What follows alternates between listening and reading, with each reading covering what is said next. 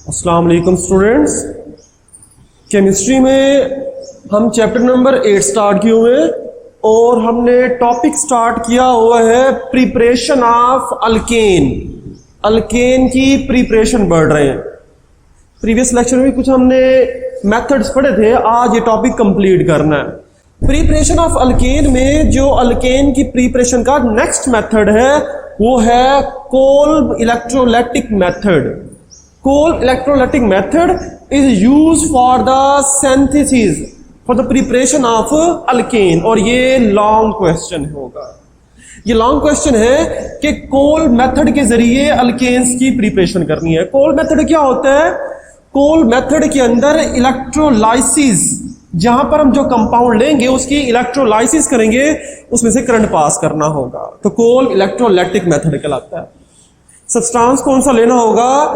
तो Kolb electrolytic method के अंदर when solution of salt of monocarboxylic acid, यहां पर हमने कंपाउंड कौन सा लेना है? Monocarboxylic acid. पहले भी आपको बताया था कि ऐसा कंपाउंड लेना है जिसके अंदर कार्बोक्सिल ग्रुप COOH, जिसमें कार्बोक्सिल ग्रुप सिर्फ एक होगा, उसे नाम दिया जाता है मोनोकार्बोक्सिलिक एसिड।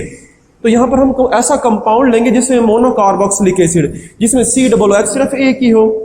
तो यहां पर हमने जो कंपाउंड लिया हुआ है वो हमने यहां पर लिया है, वो है एसिटिक एसिड CH3COOH, ये एसिटिक एसिड होगा। लेकिन हमने मोनोकार्बोक्सिलिक एसिड नहीं लेना, इस एसिड का कोई साल्ट लेना होगा। साल्ट कैसे बनेगा?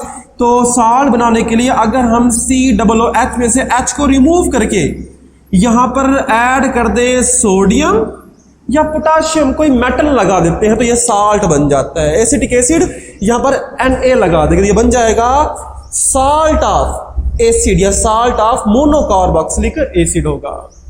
जब ये वाटर के साथ रिएक्ट करता है और इसकी इलेक्ट्रोलाइसिस की जाती है, जब इसमें से करंट पास करते हैं तो क्या होता है? तो ये प्रिपेयर हो जाता है यहां पर इथेन CH3 यहां पर प्रिपेयर हो जाता है इथेन, और साथ में बाय प्रोडक्ट्स बनते हैं NaOH, sodium hydroxide, hydrogen gas और कार्बन डाइऑक्साइड बनती है। ये हमने ओवरऑल रिएक्शन देखा है। इसका मैकेनिज्म देखते हैं कि ये रिएक्शन किस तरह हुआ है, कितने स्टेप्स में होता है। फिर एक्चुअली क्या होगा कि जब हम शुरू में रिएक्शन देखते हैं इसका मैकेनिज्म के लिए, सबसे पहले हम क्या लेते हैं? Salt of monocarboxylic acid. यहां पर हमने साल्ट कौन सा ले लिया है? पोटाशियम साल्ट लिया। यहां पर कौन सा लिया था? Sodium salt. दोनों साल्ट ले सकते हैं, चाहे यहां पर H की जगह K लगा दें या सोडियम लगा दें, दोनों हो सकते हैं।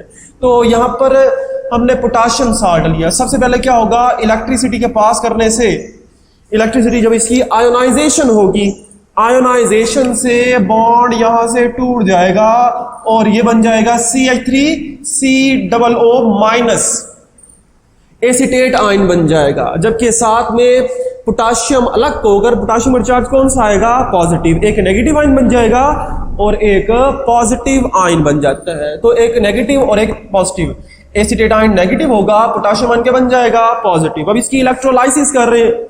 इलेक्ट्रोलाइसिस के लिए दो इलेक्ट्रोड्स होते हैं, एनोड और कैथोड। तो पहले हम बात करते हैं एनोड की। एनोड जिस पर चार्ज कौन सा होता है? पॉजिटिव होगा। जब इसके ऊपर पॉजिटिव चार्ज है तो फिर इसकी तरफ आयन कौन सा जाएगा? इसकी तरफ जाएगा नेगेटिव आयन, एसीटेट आयन जाएगा एनोड की तरफ। तो एसीटेट आयन लिखेंगे, यहां पर दो एसीटेट आयन लिए गए, CH3C डबल बॉन्ड O बना हुआ है, double bond oxygen, single bond oxygen minus लिखा हुआ है, एसीटेट आयन जाएगा। अब एनोड पर हमेशा रिएक्शन होता है ऑक्सीडेशन, और ऑक्सीडेशन क्या होती है? Oxidation is a loss of electron. तो ये एसीटेट आयन इलेक्ट्रॉन को लूज करेगा। ये एसीटेट आयन इलेक्ट्रॉन को लूज करने के बाद कन्वर्ट हो जाएगा रेडिकल के अंदर।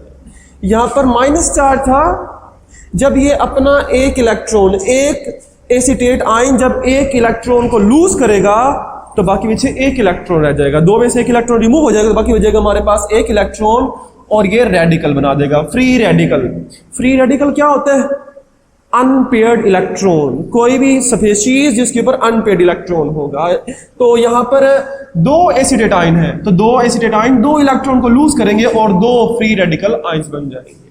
फ्री रेडिकल बन जाएंगे। ये फ्री रेडिकल बन गया इलेक्ट्रॉन लूज करने के बाद। इससे नेक्स्ट क्या होगा, ये फ्री रेडिकल था जिसमें ऑक्सीजन के ऊपर एक इलेक्ट्रॉन है, जबकि CH3C ये बॉन्ड जो बना हुआ है, ये बॉन्ड एक्चुअली कितने इलेक्ट्रॉन से बना होता है, कोई भी बॉन्ड दो इलेक्ट्रॉन के मिलने से बना होता है। तो यहां पर एक्चुअली क्या होगा, दो इलेक्ट्रॉन्स होंगे, दो इलेक्ट्रॉन होंगे। तो होगा कि यहां पर होता यहां पर यह है कि एक इलेक्ट्रॉन ऑक्सीजन से और एक इलेक्ट्रॉन कार्बन के दरमियान से, यहां से एक इलेक्ट्रॉन, ये दो इलेक्ट्रॉन आपस में मिल जाएंगे और दो इलेक्ट्रॉन के मिलने से क्या बन जाएगा, इनके दरमियान में बॉन्ड बन जाएगा, जिससे कार्बन डाइऑक्साइड बन जाती है। कार्बन सिंगल बॉन्ड था ना, तो कार्बन डबल बॉन्ड हो जाएगा, कार्बन डाइऑक्साइड बन जाएगी। जबकि बाकी क्या रह गया, जहां की यहां पर एक इलेक्ट्रॉन रह जाता है, ये एक इलेक्ट्रॉन जो है कार्बन के ऊपर आ जाएगा, जिससे क्या बन जाएगा, मिथाइल ग्रुप रेडिकल में कन्वर्ट हो जाएगा। बात को समझे कि पहले रेडिकल ऑक्सीजन पे था, वहां पर इलेक्ट्रॉन पेयर्ड अप होके कार्बन डाइऑक्साइड बना दिया, जबकि अब एक इलेक्ट्रॉन किस पे रह गया है, मिथाइल ग्रुप के ऊपर। दो मिथाइल ग्रुप है तो दो मिथाइल रेडिकल्स बन जाएंगे। जब ये दो radicals CH3 radical CH3 radical आपस में ही कंबाइन कर दें तो क्या हो जाएगा, यहां से एक इलेक्ट्रॉन और एक इलेक्ट्रॉन सेकंड कार्बन से, इन दोनों के दरमियान में दो इलेक्ट्रॉन आ जाएंगे और दो इलेक्ट्रॉन के मिलने से क्या बन जाएगा, बॉन्ड बन जाएगा और ये बन जाएगा इथेन बन जाता है। इथेन बन जाएगा जो फ्री रेडिकल मैकेनिज्म के जरिए बनता है। इसके बाद अगर हम बात करते हैं कैथोड की, कैथोड जिस पर चार्ज कौन सा होता है, नेगेटिव चार्ज होगा। तो नेगेटिव चार्ज है और कैथोड में हमेशा रिडक्शन होती है। Reduction mean gain of electron. Electron gain कौन करेगा, तो यहां पर रिएक्शन में वाटर भी इन्वॉल्व था और वाटर में हाइड्रोजन पर चार्ज क्या होता है, पॉजिटिव, और OH चार्ज कौन सा होता है, माइनस होता है। जिसे हम क्या कहते हैं कि ये जो इलेक्ट्रॉन लूज किए एसीटेट ने दो इलेक्ट्रॉन, ये दो इलेक्ट्रॉन क्या कर लेगा, वाटर में मौजूद हाइड्रोजन ये इलेक्ट्रॉन गेन करेगा। हाइड्रोजन एक इलेक्ट्रॉन गेन करेगा, तो दो हाइड्रोजन दो गेन करेंगे, दो हाइड्रोजन दो इलेक्ट्रॉन गेन करने के बाद H2 गैस बना देंगे, हाइड्रोजन गैस बन जाएगी। यानी इस तरह हो जाएगा, हाइड्रोजन H पॉजिटिव है, एक हाइड्रोजन एक इलेक्ट्रॉन गेन करने के बाद हाइड्रोजन एटम बनाएगा। अगर दो हाइड्रोजन आयन हो तो दो इलेक्ट्रॉन गेन करेंगे तो क्या बन जाएगा, हाइड्रोजन H2 गैस बन जाएगी। जबकि बाकी OH वैसे का वैसा रहेगा, OH दो रह जाएंगे क्योंकि दो वाटर के मॉलिक्यूल थे, तो 2OH माइनस रहेगा। इसके बाद शुरू में हमारे पास यहां से पोटाशियम आयन, कैथोड है ना, तो इसी तरफ पॉजिटिव आयन आएगा और पॉजिटिव आयन कौन सा है, पोटाशियम आयन, जो OH से मिलने के बाद KOH पोटाशियम हाइड्रो ऑक्साइड बना देता है। तो ये हमारे पास यहाँ पर लॉन्ग क्वेश्चन कंप्लीट होता है जिसमें आपने कोल मेथड के जरिए प्रिपरेशन ऑफ इथेन, मेन हमारे पास जो कंपोनेंट था वो जो हमने बनाना था वो इथेन अल्केन्स बनाना था, ये हमारे प्रिपरेशन हो जाएगी। इसके अलावा भी हमारे पास नेक्स्ट मेथड जो है अल्केन्स की प्रिपरेशन का, वो है ये शॉर्ट क्वेश्चन में इन्वॉल्व होता है, reduction of carbonyl group. What is the reduction, last time हमने पढ़ा था रिडक्शन किसे कहते हैं, रिडक्शन मतलब गेन, रिडक्शन कहते हैं गेन ऑफ हाइड्रोजन या addition of hydrogen and removal of oxygen is called reduction. अगर मैं हाइड्रोजन और ऑक्सीजन के बेस पे एक्सप्लेन करूं तो मैं ये कहूंगा रिडक्शन किसे कहते हैं, हाइड्रोजन का ऐड हो जाना और ऑक्सीजन का निकल जाना, उसे कहते हैं रिडक्शन। अब ये हाइड्रोजन किसके अंदर ऐड होगा, कार्बोनाइल ग्रुप के अंदर। कार्बोनाइल ग्रुप क्या होता है, C+O को कार्बोनाइल ग्रुप कहा जाता है। तो इसमें हाइड्रोजन ऐड होगा और यहां से ऑक्सीजन निकलेगा, तो इसकी रिडक्शन हो जाएगी। अब रिडक्शन करने के लिए दो मेथड्स हैं। अब ये कार्बोनाइल ग्रुप C+O किससे मौजूद होता है, यहां पर हमने पढ़ना होगा एल्डिहाइड्स और कीटोन्स के बारे में। तो पहले है Clemmensen reduction. What is the Clemmensen reduction, Clemmensen reduction में हम क्या करते हैं, इन विच रिडक्शन ऑफ कीटोन्स, हम कीटोन्स के रिडक्शन के बारे में पढ़ते हैं। कीटोन्स क्या होते हैं, कीटोन्स वो कंपोनेंट्स हैं जिसमें कार्बोनाइल ग्रुप C+O, इनके दोनों तरफ मिथाइल ग्रुप लगे हो, दोनों तरफ अल्काइल ग्रुप लगे हो, यानी कार्बन R लगे होंगे, तो क्या कहेंगे हमारे पास कीटोन्स होते हैं। और इसका नाम होता है एसीटोन। इसे एसीटोन कहा जाता है। अब एसीटोन है, एसीटोन इसकी रिडक्शन होगी, रिडक्शन के लिए इसके अंदर ऐड करते हैं हाइड्रोजन, और हाइड्रोजन ऐड करती है एटॉमिक नेसेंट हाइड्रोजन जो बहुत ज्यादा रिएक्टिव होगी। रिडक्शन में क्या होगा कि ये जो एसीटोन है इसकी रिडक्शन होगी, रिडक्शन मतलब गेन ऑफ हाइड्रोजन, यहां पर जाकर हाइड्रोजन ऐड हो जाएगा। हम ये भी पढ़ा था, रिडक्शन कहते हैं गेन ऑफ हाइड्रोजन को, हाइड्रोजन जाकर ऐड होगा, जबकि यहां से ऑक्सीजन क्या हो जाएगा, remove. Reduction is a gain of hydrogen and removal of oxygen, जिससे क्या बन जाएगा, ये CH3 वैसे का वैसे रहेगा, जबकि यहां जो C था यहां पर 2 हाइड्रोजन जाकर ऐड होंगे तो बन जाएगा CH2, ये CH3 वैसे का वैसे, जबकि यहां से ऑक्सीजन रिमूव हो गया और ये ऑक्सीजन मजीद हाइड्रोजन से मिलकर H2O बना देता है। तो ये रिडक्शन हो गई कि कार्बोनाइल ग्रुप के अंदर हाइड्रोजन ऐड हुआ जबकि ऑक्सीजन यहां से रिमूव हो जाएगा। इसे कहते हैं क्लेमेंसन रिडक्शन, जो शॉर्ट क्वेश्चन में आता है। कीटोन की रिडक्शन को कहा जाता है क्लेमेंसन रिडक्शन।